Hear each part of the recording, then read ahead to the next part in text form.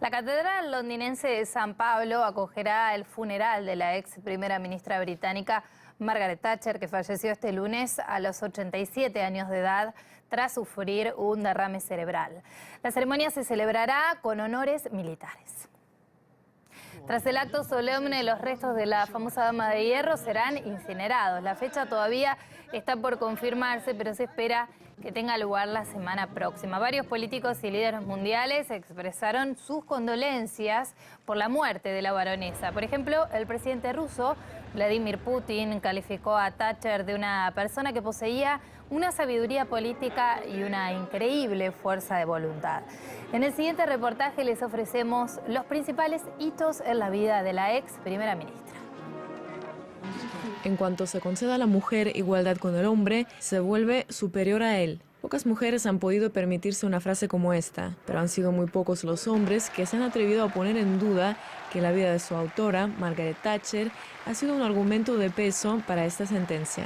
Pero antes de llegar a la cúpula de la política mundial, tuvo que demostrar a suyos y ajenos que tenía muy merecido su puesto. En el Partido Conservador no todos veían con buenos ojos a una joven que no reparaba a la hora de lanzar contra sus rivales duras críticas. Pese a ello, a los 33 años, se convirtió en la mujer más joven que llegó a ser miembro de la Cámara de los Comunes. Así marcó un hito de una carrera en la que la palabra primera se convertiría en determinante. Fue una de las primeras en formar parte del Ejecutivo y la primera que encabezó uno de los dos grandes partidos británicos.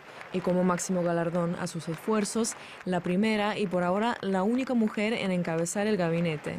No tenía ningún miedo a que tacharan su línea de rígida. Es más, a diferencia de otros políticos, le gustaba el apodo que se usaba para definirla. Incluso en parte fue partícipe de su difusión, evocando las publicaciones de los medios soviéticos. Los rusos dijeron que soy una dama de hierro, y tenían razón.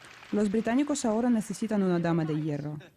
Ella fue una de las personalidades de primera talla del mundo occidental en conceder una entrevista a varios periodistas de la URSS. Un encuentro que en mucho simbolizó un acercamiento no solo de dos países, sino de los dos polos de la política mundial de aquella época. Poco a poco se fueron formando unas relaciones humanas que con el tiempo se convirtieron en amistosas. Al fin y al cabo llegamos a un acuerdo, y ello fue un aporte al cambio del clima entre nuestro país y Occidente, así como al término de la Guerra Fría. Sin embargo, su línea política a nivel internacional no fue siempre tan pacífica. Para muchos, su nombre quedará asociado a un conflicto bélico en torno al cual no cesan las discusiones, incluso hoy en día, la Guerra de las Malvinas. La Guerra de las Malvinas le dio a Margaret Thatcher un gran prestigio, es decir, hizo revivir, no hablo del nacionalismo británico, sino del chauvinismo británico, del sentimiento colonialista británico, que ella representó muy bien en ese momento, y efectivamente le dio una ventaja y le dio las cartas de la victoria. Eso es indiscutible. Una victoria que para muchos fue amarga, pero que según numerosos analistas, para otros supuso una muestra de una línea íntegra del gabinete y uno de los factores clave de la permanencia de Margaret Thatcher en el cargo para un segundo mandato. La mano férrea de la dignataria también se sintió a nivel nacional. Inició una campaña de privatización de varios sectores de la industria de los recursos naturales. Una serie de decisiones de la Dama de Hierro causaron una fuerte reacción de los sindicatos, sobre todo en el ámbito minero. En 1984, las más de 1000 acciones de huelga acabaron desembocando en violentas protestas, algunas de ellas con choques con la policía. Todo esto y una reforma fiscal que incluso parte de los conservadores pusieron en duda, contribuyeron a un deterioro de la imagen de la primera ministra. Después de un periodo de altibajos, Margaret Thatcher presentó su renuncia. Pero la Dama de Hierro no sabía perder. La decisión de abandonar su cargo fue una de las más difíciles de su vida. El momento cuando junto a su esposo cruzó por última vez el umbral de su residencia fue uno de los pocos casos en los que dejó entrever sus emociones. Nos vamos de Downing Street tras unos maravillosos 11 años y medio.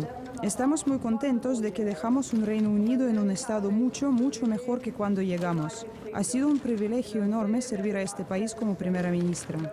Estoy extremadamente agradecida al personal que me apoyó también y permítanme darle las gracias a todas las personas que me mandaron cartas, que aún siguen llegando y por todas las flores. Se marchaba de Downing Street con aquel que siempre estuvo en la sombra, pero quien supo ser su respaldo. La brillante mente de una mujer que no vacilaba en hacer frente a los más poderosos no pudo soportar la muerte de Dennis, quien fue su marido durante más de medio siglo. Los últimos años, Thatcher, quien recibió el título honorario de baronesa, prefería no aparecer en público, escondiéndose en los recuerdos de una carrera incomparable, pero no sin antes dejar una peculiar receta para sus admiradores. Cualquier mujer que entienda los problemas de llevar una casa está muy cerca de entender los de llevar un país.